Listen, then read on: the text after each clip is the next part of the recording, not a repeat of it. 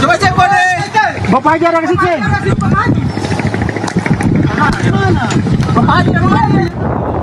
Kapal kayu KM Sarana Perkasa terbakar hebat di perairan Pulau Gunung Api Banda Neira, Kabupaten Maluku Tengah, Maluku. Kapal berawak 8 orang ini sebelumnya kandas akibat menabrak karang saat berlayar dari Masohi menuju Banda Neira. Kebakaran disertai ledakan keras sempat terjadi lantaran kapal tersebut juga mengangkut bahan bakar jenis minyak tanah. Jadi kasih rusak lagi tuh. Ini tuh apa nih? Ini taruh sih. Evakuasi 8 anak buah kapal berlangsung dramatis oleh tim SAR gabungan dari Basarnas Ambon, Posar Banda, TNI Polri dan warga setempat. Telah terdapat satu kecelakaan kapal terhadap KM Sarana Perkasa dengan jumlah POB 8 orang yang mengalami kecelakaan terbakar di sekitar perairan Pulau Banda. Seluruh korban dievakuasi ke Pulau Banda Neira dan Pulau Hatta, sementara kapal habis terbakar di lokasi kejadian. Dari Maluku Tengah, Maluku, Juanda Sari, iNews melaporkan. Di atasnya juga udah gede gitu. Udah gede banget. Itu di atasnya juga udah gede banget. Ledakan gas LPG berukuran 3 kg terjadi di Kecamatan Kiara Condong, Bandung, Jawa Barat pada Jumat pagi tadi. 4 orang yang merupakan 3 anggota keluarga pemilik rumah dan seorang penjual gas mengalami luka bakar hingga 80% dan dibawa ke rumah sakit Pindad. Ledakan juga membuat kerusakan pada bangunan rumah. Ledakan berawal saat pemilik rumah sedang mengganti tabung gas LPG 3 kg. Diduga kuat disebabkan kebocoran gas LPG yang tersulut oleh api saat kompor dinyalakan. Kejadian itu sekitar jam 5 subuh.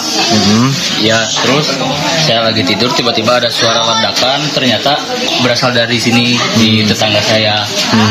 Rumah saya sebelah sini, pinggirnya banget. Ledakan cukup kayak kedengeran kayak gempa gitu. Warga-warga juga sempat kayak keluarga saya gempa ternyata ada ledakan gas di lantai 2.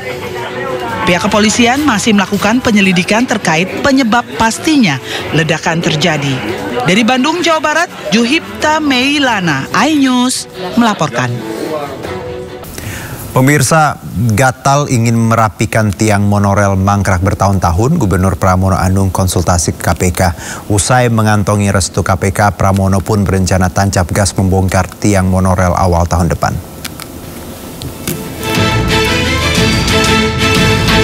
Gubernur Jakarta Pramono Anung tiba-tiba datang ke KPK pada Kamis siang. Kedatangan orang nomor 1 di Jakarta ini untuk membahas rencana pembongkaran tiang monorel di kawasan Kuningan, Jakarta Selatan yang mangkrak bertahun-tahun.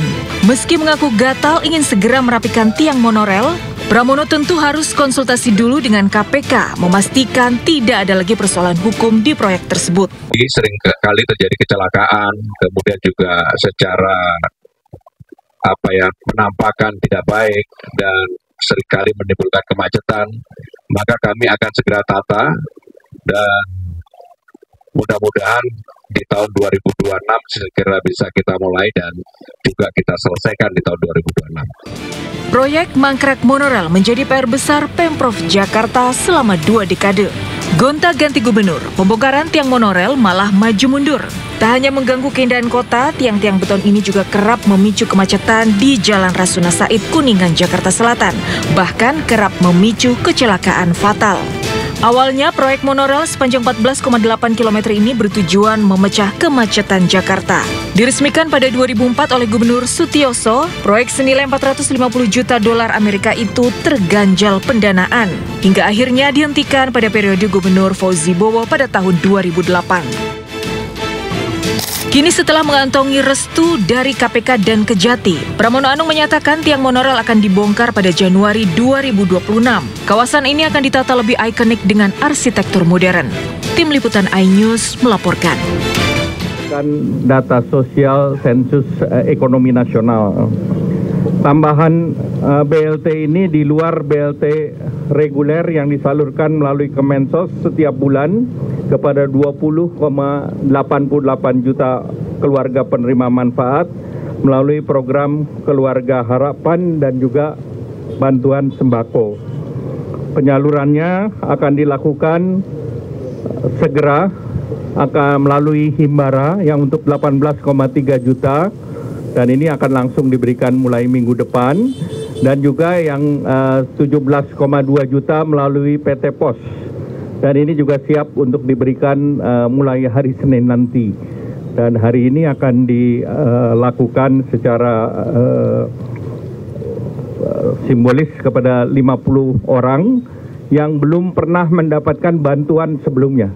Jadi ini pertama yang masuk di angka 17,2 juta, karena yang reguler adalah 18,2 juta. Nah, selanjutnya juga pemerintah memberikan bantuan dalam program magang lulusan perguruan tinggi. Tujuannya agar memberikan pengalaman kerja bagi para lulusan baru, fresh graduate di dunia, baik itu di dunia usaha, industri, dan BUMN, termasuk lembaga pemerintah dan Bank Indonesia. Program ini untuk mendorong penciptaan lapangan kerja produktif di berbagai sektor.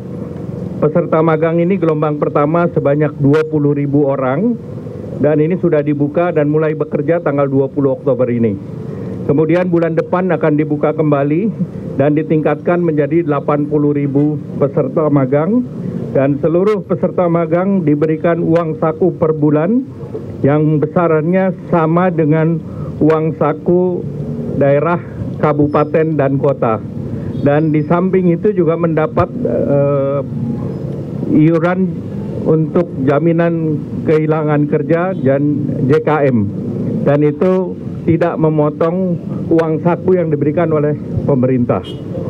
Nah, program ini bulan batch kedua yang 80.000 itu akan dibuka di bulan November.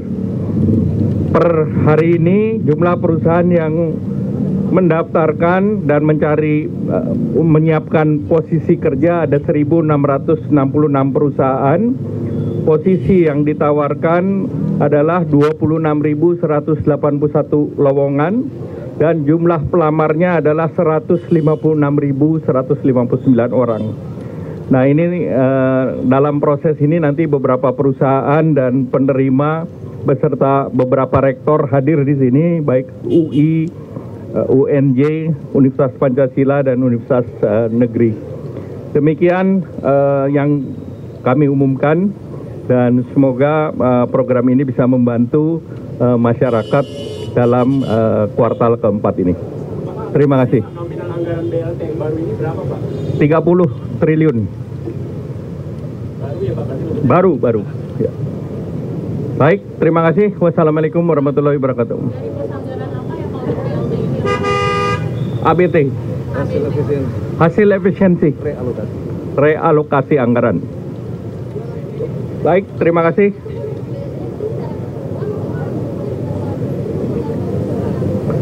Enggak, yang kuartal keempat 16,2 ditambah 30 triliun. Ya, terima kasih. Wassalamualaikum warahmatullahi wabarakatuh. Ya, terima kasih. Terima kasih. Mantap. Terima kasih.